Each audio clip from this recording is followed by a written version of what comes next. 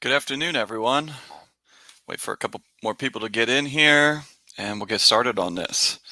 Thought we were done, right? Thought we weren't going to have these anymore, but we got another round of PPP here, so we're going to go through all that, updates on that, and then leave some time here at the end to answer some questions. So hope everyone's staying safe out there. Everyone's having a good day. Good start to 2021. Just let a couple more people join in here and we'll get going on this.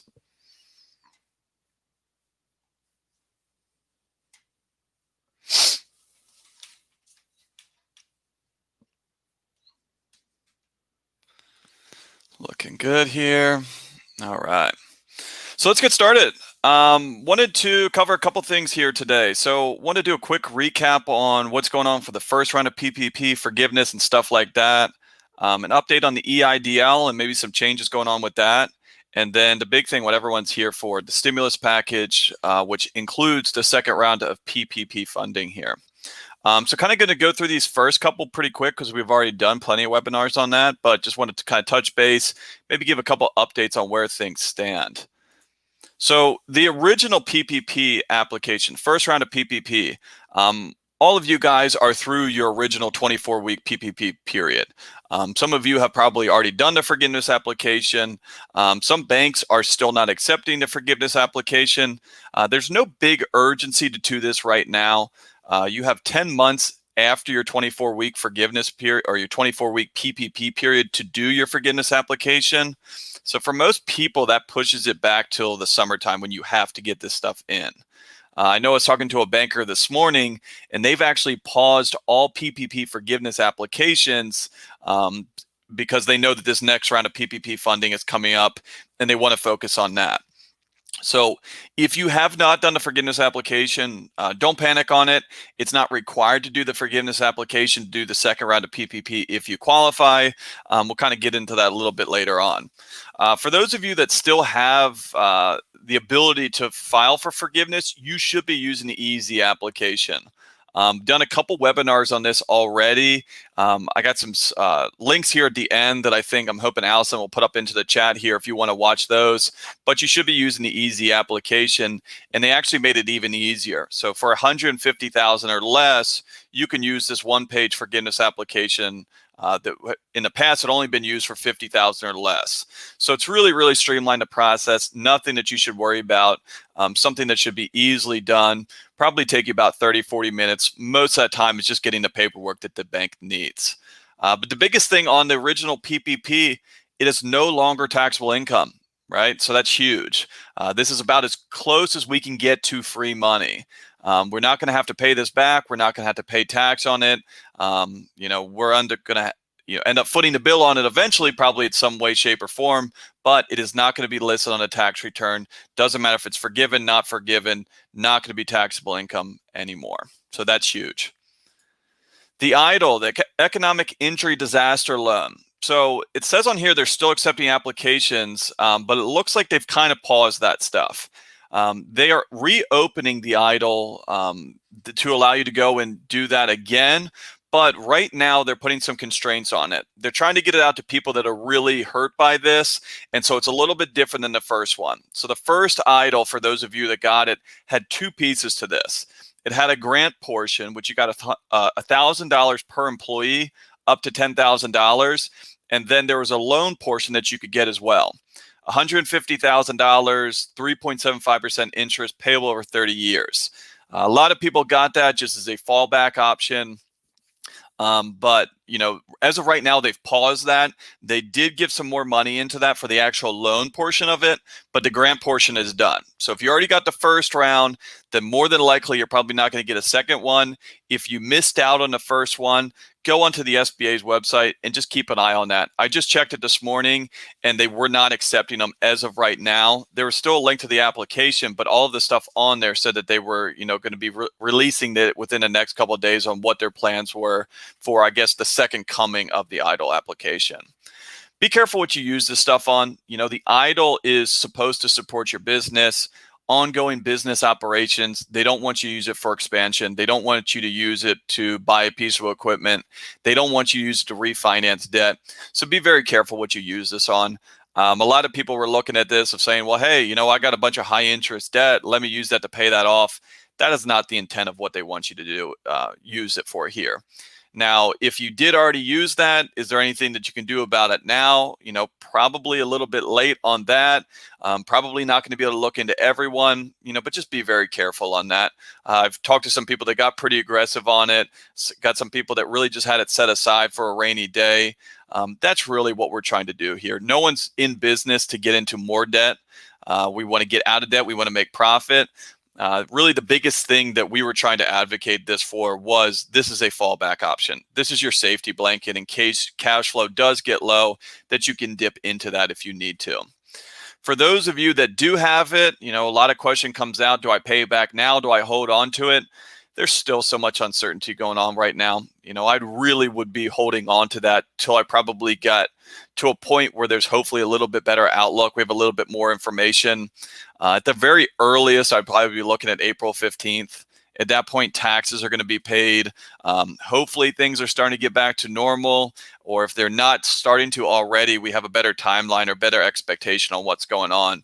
But unless you're in a position now that, you know, you just have more cash you know what to do with, I'd probably just be hanging on to that just so that I have that support if I need to.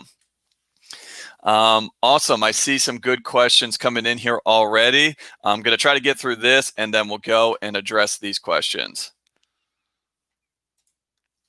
So what we're here for, the stimulus package update. So 5,000 pages, right? You heard a lot about the stuff in the news. You know, there's tons and tons and tons of stuff in here.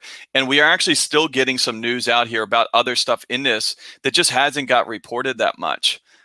Even the non-taxability of the original PPP didn't really get a lot of airtime because that doesn't affect most Americans. That doesn't affect most taxpayers. You know, the big thing that came out was the $600 credit for, you know, the stimulus money. You get another $600 if you're a child. Nothing that you have to do there. That automatically comes. Essentially, if you got the first stimulus checks, you will get the second one. The biggest one here that we are here today to talk about is the second round of the PPP.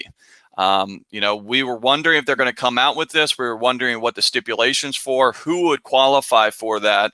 And we've already started to go down through that with our clients. And so we've taken a look at our clients and we've tried to figure out who applies for it and reaching out to them to make sure that, you know, we are prepared for when they start accepting these applications.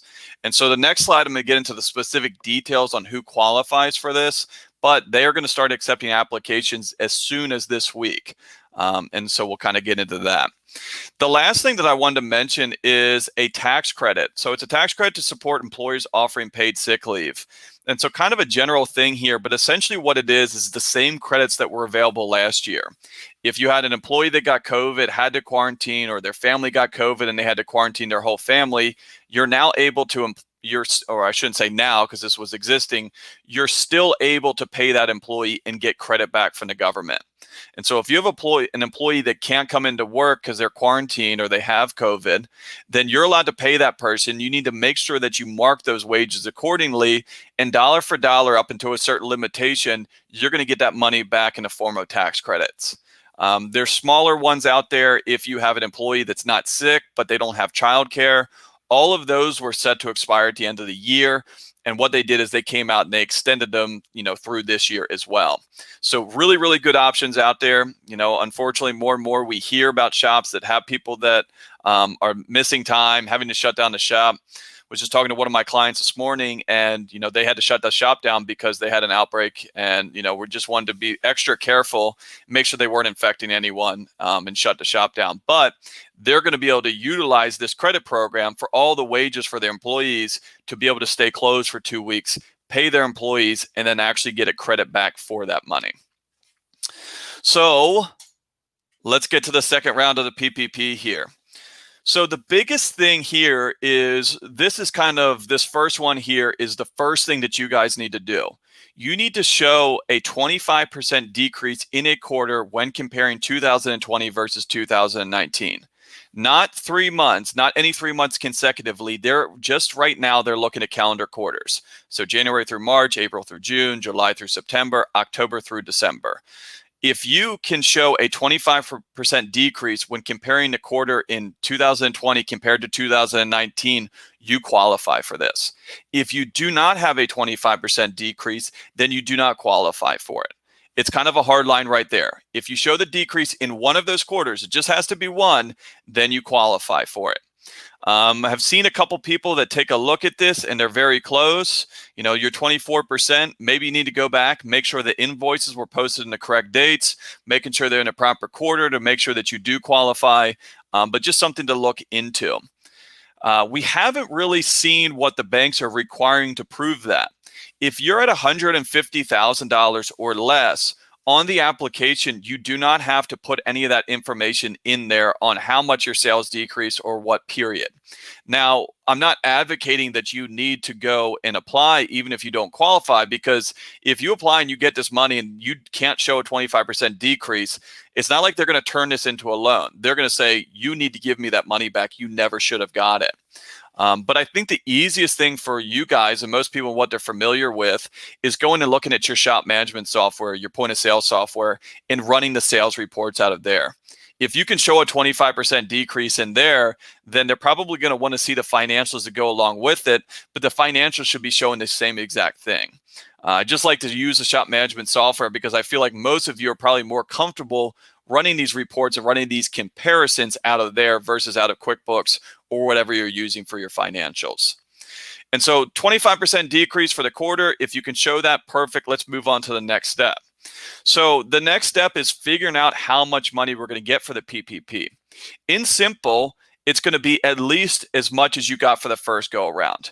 And so you're allowed to use 2.5 times your average monthly payroll for 2019 or 2020. And so if you use 2019's figures, it's literally going to be the exact same application that you did for the first go around. Because if you remember back then, crazy to think, almost a year ago, we used 2019 figures to use the first go around. But if for whatever reason your payroll is higher in 2020 or you shift around how people are paid, you can also do the same exact calculations on 2020. Whichever one is more is obviously the one that you would choose. And so take a look at that. You know, if you do qualify, what I'd be doing is I'd be running that payroll for 19, running that payroll for 20, and seeing what gives me the best benefit here and going with that. I have on here, apply with the same lender or a new lender. So you don't have to go back to the same lender that you used for the first go around, but if possible, I would really probably try to stay with the original lender. The reason I want to stay with the original lender is they have a lot of this information. Right, I was just looking at a client before and they were going back to reapply with their bank, and their bank pretty much just said, we only need X, Y, and Z because all of this other information we already got for the first go around. And so that would be a lot easier if you're going with the existing lender. Now, if for whatever reason you had a terrible experience the first go around with your lender, you're free to go choose another one. But just like the first time that the PPP, it's kind of tricky sometimes to start a new relationship with another bank, because sometimes the banks are not going to be accepting new clients for the second round of PPP. They're only going to be servicing their existing customers, or they're going to prioritize it. So ideally try your same lender. If not, you can shop this around. If the first go around you're with like Chase or Bank of America or Wells Fargo, I would probably say this does not apply to you, and I'd probably go look for an alternative solution, because a lot of these larger lenders just really drop the ball, drag their feet, delayed the process, and then even on the forgiveness process, we're having a lot more difficulty with them. You know, just a lot harder to get a hold of. You know, one person's telling us one thing, trying to get us to change stuff that's not even possible. It's just been a train wreck. You know, I think if anything, all that we've learned through all of this is you need to have a good relationship with a banker, and probably the only way to build up a rapport and a decent relationship is working with these smaller local regional banks that are quicker to act. You know, they're not super corporate, and you can get a relationship with someone that's actually going to be a partner with you in your business. And then the final thing on here is you do not have to have forgiveness on round one. So your forgiveness application, whether it's done, completed, just not officially approved by the SBA, or you haven't started it at all, it doesn't matter. You need to have spent all of the money. They don't want to give PPP to someone that didn't even spend the money on the first round, but I really find it hard to believe that anyone in here didn't spend that money. There's some different things out there if your business wasn't in the full calendar year of 2020, different ways to prove the decrease. If for whatever reason you're a small business and you don't look at it by the quarters, if you can show a 25% decrease for the entire year, you can use that as well. And so what I want to do here is kind of just go through and answer some questions. Kind of just want to give you guys a quick update on this, kind of see where we stand. Just like anything else, I imagine there's going to be tweaks to this. I imagine there's going to be changes to this. There's a couple other programs that were mentioned in that stimulus package that they still haven't come out with final guidance on that we're keeping our eye on. So obviously, whenever we get news, you guys will get to see me again, and we'll come on here, we'll update you guys, and then answer whatever questions that you guys might have. So I'm going to put these links up on the screen here. We got the tutorial application. This says less than $50,000. Like I said, they expanded this application now so that it's going to be anyone with $150,000 or less. And then this easy application would be anyone over $150,000. Again, both very straightforward to do. The short application might take 5 or 10 minutes less, but neither of them something I'd be worried about. Got a link on here for the idle application for those of you that want to take a look at that and see if you qualify for it. And then obviously you want to follow us on Facebook for updates, but more than likely if you're watching this, you already follow us on Facebook because this is where we're sharing it. So let's get into it and answer some questions. So Sean is on here telling us what he bought with his stimulus check. That's nice. Thank you for sharing here, Sean. Denise, I really want to use a big chunk of my mortgage, which is at a higher interest rate. This would save a lot. Can I? Denise, I'm guessing that you're asking about using the idle money to pay off that mortgage, and that is exactly what they would not want us to do. Probably going to get into a little bit of a gray area here, but if you were to get that SBA money, they're allowing you to use it for ongoing operating expenses. So if you turned around and used that SBA money to pay your parts bills, to pay your utilities, to pay your insurance, to pay stuff like that, in turn, that would probably give you more money in your operating account. Whatever money's in that operating account, you can do as you please. Kind of a little bit of aggressive. Seen a couple people do that, but they don't want you specifically paying down your mortgage interest. Dan, great comment here. So the SBA is going to pay 3 more months for all 7A real estate loans. Yeah, and so if you remember last year, the SBA stepped in, without asking any questions and paid for everyone's SBA loans for 6 months. They've decided to come back and do that program again. Nothing that you need to opt into. If you have a 7A loan, then they will be paying that for the next 3 months. There's 403 loans. There's a couple other SBA loans. Depending on how it's structured and how it's set up, they might or might not be paying those as well. Best thing to do is call and ask your bank, see what they're planning to do here. Another thing as it relates to SBA, if you're looking at getting SBA financing here, they're waiving all SBA guarantee fees right now and also giving you 3 months no payments as well. So if you were thinking about getting an SBA loan, now's probably the time to do it.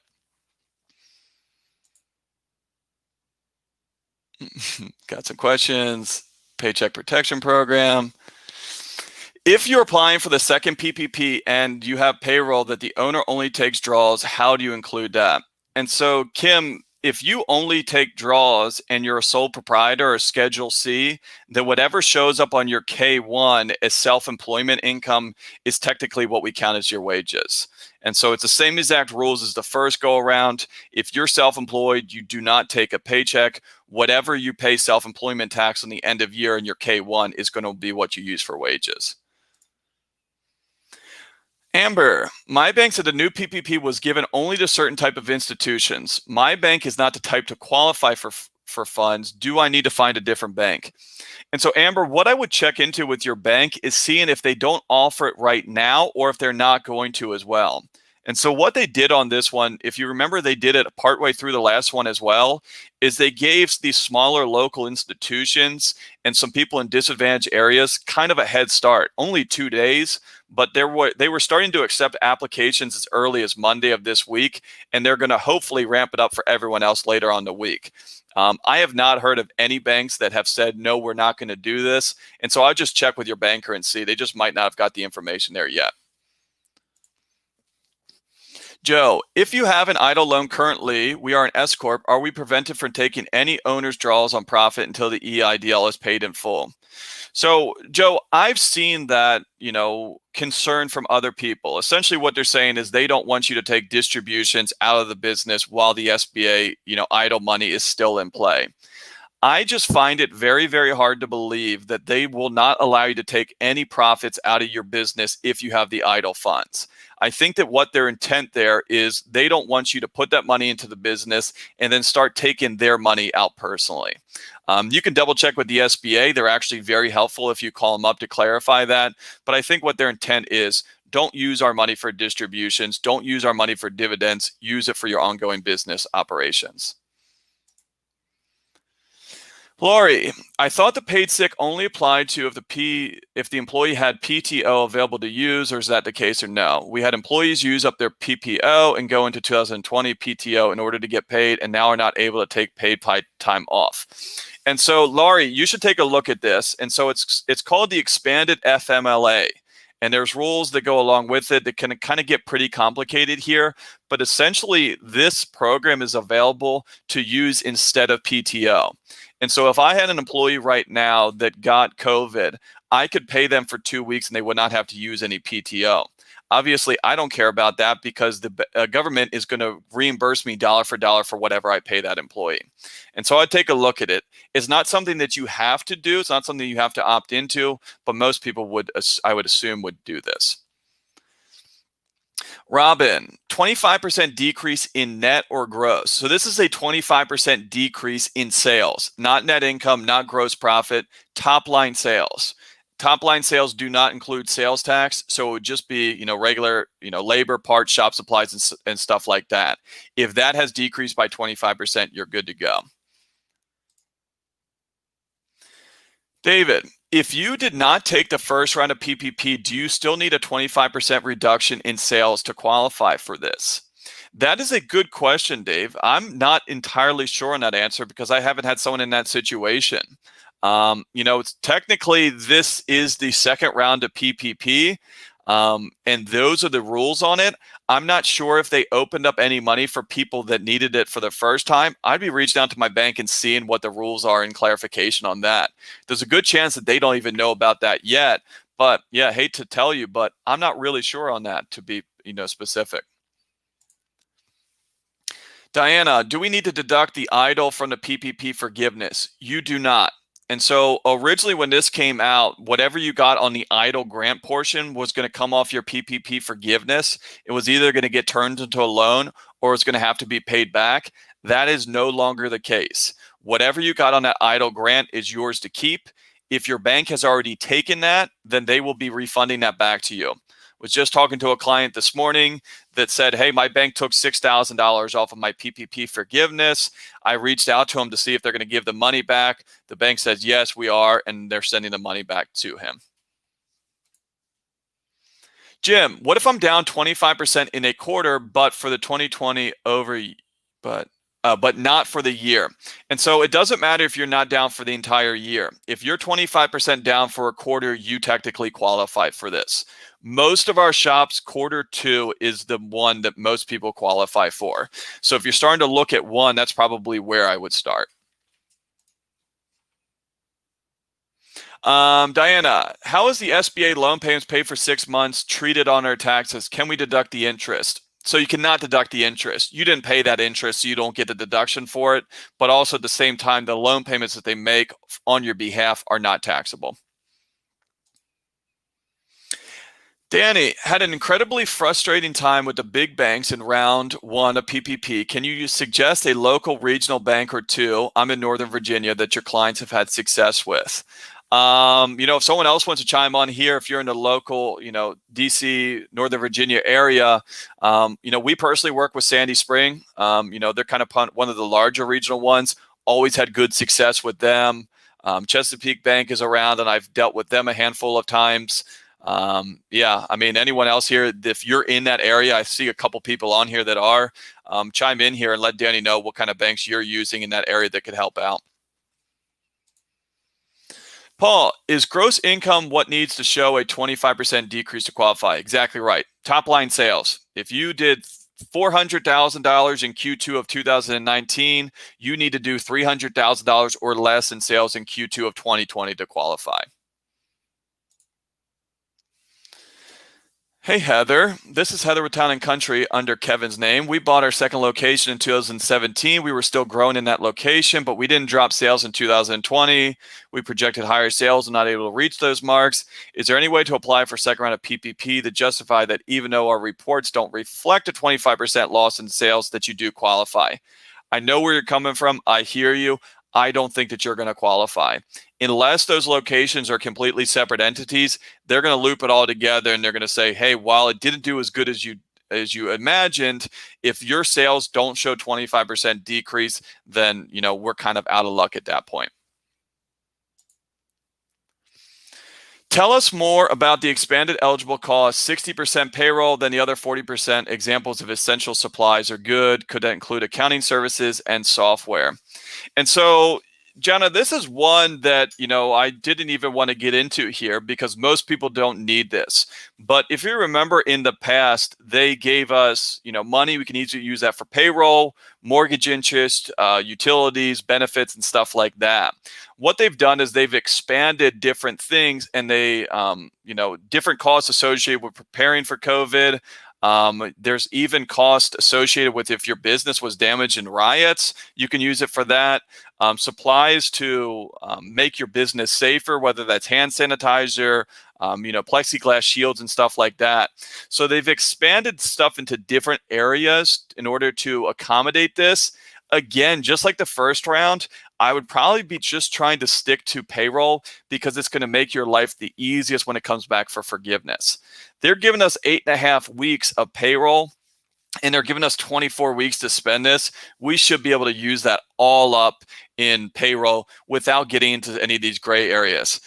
I wish I could say accounting services were one of those things that covered. When I've been reading, I don't see how accounting services would qualify unless it was something specifically related to what your accountant charged, maybe related to PPP or EIDL or this stuff in general.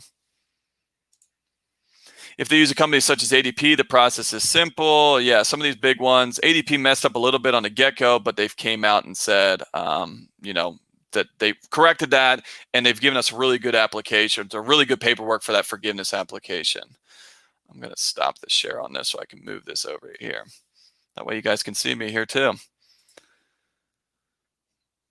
Helpful links. So 3508 EZ says YouTube. Is that correct? And so Rhonda, those links that I gave you are a shameless plug to tutorials that I did to go through that easy application that's hosted on our YouTube page. So that is correct. How do we take the FMLA tax credit? So FMLA tax credit is done through payroll. And so if you're on someone like ADP or Paychex, a full service option, all you need to do is before you run that week's payroll, you need to let them know whose wages were COVID wages, and they're going to classify that accordingly. If you're on QuickBooks Payroll, there's a little bit different steps involved. If you go into Intuit's website or reach out to your accountant, they'll be able to walk you through all that stuff. Essentially, you need to set up a pay type called COVID Pay. You pay that person, and then at the end of the week or the end of the quarter, depending on what you do for payroll, you'll get that credit there, and they'll either refund it back to you or lower down the amount that you owe them for taxes. DA, I keep getting mixed responses. Idle grant of 10 grand that we receive, will it need to be paid back? No, short answer, will not need to be paid back. Alejandro, if you did not take the first PPP, can I apply for both? That goes back to Dave's question. I believe that the first round of PPP and the rules that they had for the first round is closed down. And so I think that the only thing that you'd be able to apply for right now is the second round. Best thing to do is in a situation like that, it's kind of unique that I have not had to deal with, reach out to your bank and see what the best process is for that. Idle for the $10,000 grant who never applied. The grant is over with. The grant is out of money, and so that $10,000 grant is gone. They're reopening that program for the loan portion, but the grant side of it is gone. Diana. There's a list of local banks based on zip code on the website. So I think she's referring to, back to your question there, Danny, if you go onto the SBA's website, the PPP website, they give out a list of banks in your area that, will work with you on this. Hey, Kenny, I read somewhere that the $1,000 per person that is owed back, it is now forgiven. Exactly right. We're not going to have to pay that back. Now, Sheila shared a good one. Sheila, why do you even think about that? Atlantic Union Bank, they're a great one. Check them out, Danny. They're right in your neck of the woods. Yeah, they were easy. I think Sheila was one of the first people, one of our first clients that got their PPP money. So they must have done something right. Here's someone else. In Chantilly, they signed up with Cabbage and opened up an account with Oakview, which has 2 locations. Thank you, Laurie. Great recommendation. Forgiveness-wise, are the funds treated the same way as the first round? Exactly right. So no, not going to be taxable, same forgiveness process, same what we need to do. It's essentially the only thing that is different is the pre-qualification with the 25% decrease. So my accountant wasn't going to count my payroll expenses paid from PPP1 but now is going to add it to my 2020 profit and loss and tax return for payroll costs for both PPCs. This is huge. Yeah, it's monstrous. If you think about it this way in simple math of what we were kind of talking about before, if you got $100,000 of PPP, probably going to cost you about 25 grand in taxes. So you can imagine what you got on PPP, whether you knew it or not, you got a pretty big gift there. We got clients that got $600,000, $700,000, $800,000 in PPP money. So a monstrous swing. I never thought that they would do it, but hey, here we are, and no one's going to argue to try and pay more taxes here. Fernando, we were in a smaller shop Q1 and Q2 of 2019. We moved mid-2019 to a shop 3 times the size and took a big hit in Q2 of 2020, but the numbers don't reflect a 25% loss when compared. Is there any way for us to qualify? Now, Fernando, I think you're kind of in a weird phase that a couple of my other shops are of, hey, we're down for what we were doing for all these other periods because we're in a growth phase, but they're just going to take straight top line, whatever it was the next year. Now, for those of you that maybe had a multi-location in 19 and you went down to 2020, while your sales for that location might have been up, your sales reports are going to show like you had a 25% loss. But yeah, Fernando, you might be out of luck for right now. Now we're going to keep our eye on this stuff. They might change it depending on how many people qualify for this and how much money they give out. They might, decide to relax some of those things. Alejandro, I was wondering if someone was going to put this out there. I read on the bill that there was an employee retention credit in the bill. If you use all the payroll to cover forgiveness, that money is excluded from the tax credit here. So you're exactly right. And so there is something out there called an employee retention credit. And I wanted to have all that information available for you for this webinar, but the IRS hasn't even released any of this information yet. And so this employee retention credit, if you want to read about what was there in the past, they had that credit out there last year as well. But last year, when it came out with this first stimulus, you either got the employee retention credit or you got the PPP. You couldn't double dip. The PPP is a much better program, so we decided to go that avenue. Now they came out with it again, but you're allowed to use the PPP and the employee retention credit. Again, there is a decrease that you need to show. There is a way that you can go back and try to get this money for last year, but they've given us zero guidance on that yet. I think they have about 3 or 4 weeks to come out with this stuff. And so this is something I would say, stay on top of this or keep watching this because we'll get an update when we get some final information. I don't want to come out here and tell you dollar amounts and what it is because as of right now, there's no way to get that money because they haven't released the official instructions on that. But Alejandro, way to stay on top of it. If you ever want a job, just shoot me an email. So how do we get our idle money back? $5,000 plus $241 in interest. And so, Sue, you really have 2 issues there. First and foremost, the $5,000 they're going to send back. I'd reach out to your bank. They're probably scrambling, trying to figure out how we figure out, who we took money we shouldn't have and give that money back. But the $241 in interest, they should be giving you back that regardless. no one should have paid any interest for this forgiveness. If you looked at your bank, or if the bank actually sent you what the SBA sent to them, they not only got forgiven for whatever money they gave you, but the bank also paid, or the SBA also paid your bank the interest on your behalf, which means that it should have left zero balance for you to pay. And so I know it's not a ton of money, it's $240, but talk to your bank and say, hey, I'm expecting $5,241 back. Hey, Bob. For all of our West Coasters out there in San Diego Bank and Trust was fantastic for PPP. Yeah, appreciate that. Really, we saw really one of two things. You either had a great relationship with the bank and it went really smoothly, or it was an absolute nightmare and took forever. So coming to the end of the questions here, and if you guys got anything else, it's kind of last call to get them in here. Got a good question here from Jim. Is there any guidance on when they will open loans up to second-time PPP applications? Today was the first day that they were allowed to open up. Like someone was talking about before, they were being a bit selective on who was allowed to do that. And so I don't think places like Cabbage and PayPal or some of these, bigger financial institutions were allowed to open yet. Most banks I would expect to see later this week or next week to start accepting these applications. We do not know how long it's going to take for this money to dry up. We do not know how many people are going to qualify for this. But just like the first go around, when there's money, there's money. When it's gone, it's gone. So I would really be looking, when you get off your homework for today, get off this call, run those sales reports to see if you qualify. If you do qualify, the next email or phone call is going to go to my banker and saying, hey, I qualify. I'm ready for this. When can we do this? And so you read right now, so as of on the 11th, they opened it up for some people, and that was only first-time applicants there, Jim. As of the 13th, I believe that they were opening up for everyone. But it wasn't just first-time applicants, but what they were trying to do is they were trying to focus on smaller community lenders, people in disadvantaged areas and stuff like that. I would expect for the general population, next week would probably be the earliest that most banks are going to start. When I was talking to a lender this morning, they were from Sandy Spring, that regional bank I was telling you about, they were expecting theirs to be open on Friday or Monday. So it's within a couple of days here. It's going to be soon. Hey, Tammy. I paid back $5,000 for the idle, and they charged me interest for the last 3 months. Should I try to get that back? Yes, you should.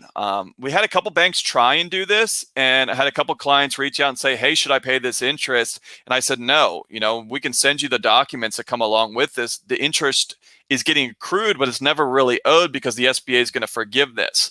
Almost every time when you push back to the bank, they, relented and didn't charge you that interest. So yeah, just like Sue, I would be expecting not only my $5,000 back, but also whatever interest I paid as well. Alejandro here. Wells Fargo is prioritizing existing PPP first round customers. For the second round, they have 2 days reserved just for those.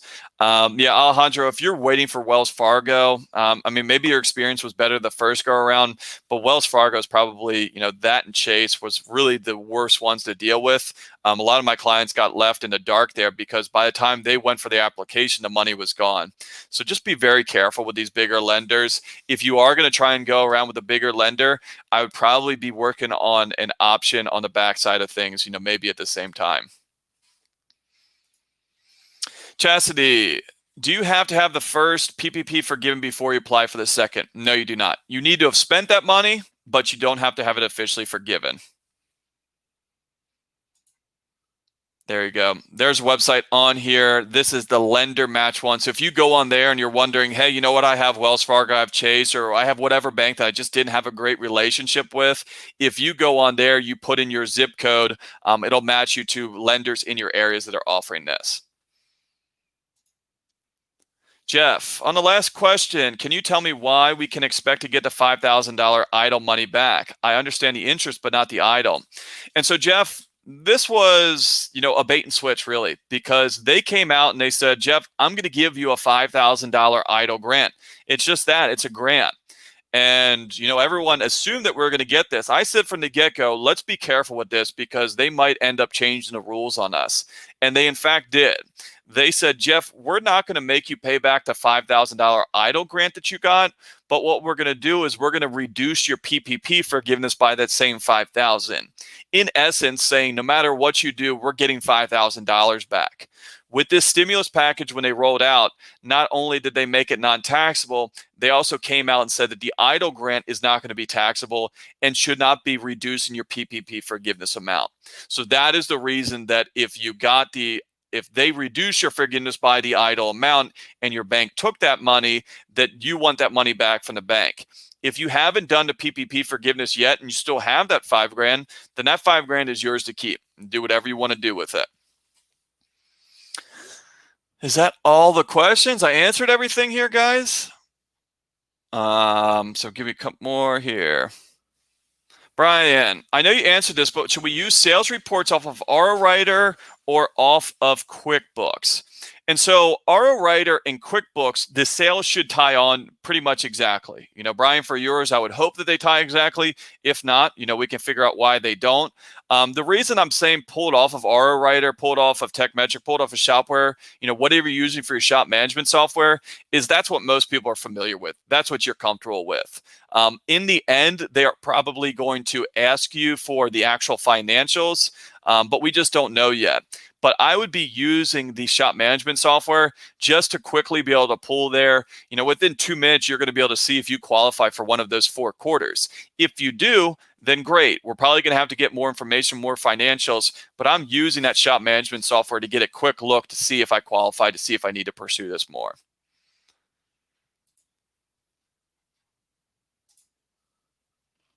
Do you have that in writing for us to show the bank? Yeah, so we have that in writing. I mean, if you look on the SBA website, it's on there as well. Jeff, if you want to reach out to me, shoot me an email. I'd be happy to kind of show you where that is in writing and be able to get that taken care of for you. Anything else here, guys? New year, same stuff, right? Making sure we didn't miss any questions on here. Give you guys one more. Gail, jumped in late, so go back and we've got some good questions on here. What is the amount of sales need to qualify? 25% decrease in a quarter. So quarter 1, 2, 3, or 4, compare 2019 sales of that quarter to 2020. If 2020 quarter was down 25% or more, you qualify. You are very welcome, Dave. Bev, I'm a customer of Wells Fargo for 30 plus years, could not get the loan through them, went through Farmers and Merchant Bank here in Westminster. Great bank to deal with for the PPP loan. Yeah, I mean, Bev, your experience with Wells Fargo is the same with everyone else. They prioritize the much, much, much bigger companies, and, smaller businesses like us kind of got left, in the dark. You're welcome, Kevin. Leanne, thanks. We got a lot of thanks on here. Appreciate it, guys. Naveed, are they forgiving payments on new SBA loans? Yeah, and so if you are getting a new SBA loan, I think the crossover period was right about now, or maybe it's February 1st for the closing dates. But if you get a new SBA loan, they are waiving the SBA guarantee fees and giving you no payments for 3 months. The no payments for 3 months is nice, but depending on how big your SBA loan is, the waiving of the SBA guarantee fees is monstrous. Usually that's 2.5% of your loan amount. So, that's huge. Had one client that was working on a refinance of purchase of another business, and everything got delayed and they were kind of annoyed by it. But because of these new laws and them waiving the SBA guarantee fees, he's going to save about $50,000 in fees. So pretty crazy. Nick, if I profit $25,000 in 2020, do I add that to my payroll amount for 2020? So Nick, if you are a S corporation, then you do not add that. If you're a C corporation, you do not add that. If you're a partnership or sole proprietor, then your profits would be counted as your wages. And so you said you're an LLC. So if you're a partnership or if you're a Schedule C filer, then yes, that would be your wages for the year. Alejandro, I have an employee that had COVID December 21st. I used a 2 weeks tax credit already. She tested positive again. What are the options? So yeah, you might be exhausted on that. You can only pay them for a certain amount of time. There's a certain amount of wages on that. Depending on how much you paid them and how much you use, that credit might not be available.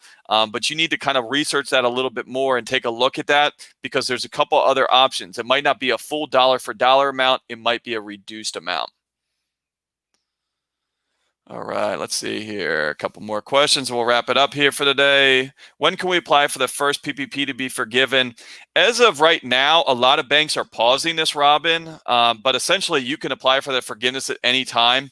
I would say here for the next couple weeks, most banks are probably just going to pause that process just to be focusing on new applications. Denise, new qualification is calendar quarters, not just any 3 months in a row. Exactly right. So calendar quarters, just like your 941 are, just like your quarterly payroll taxes are, January through March, April through June, etc.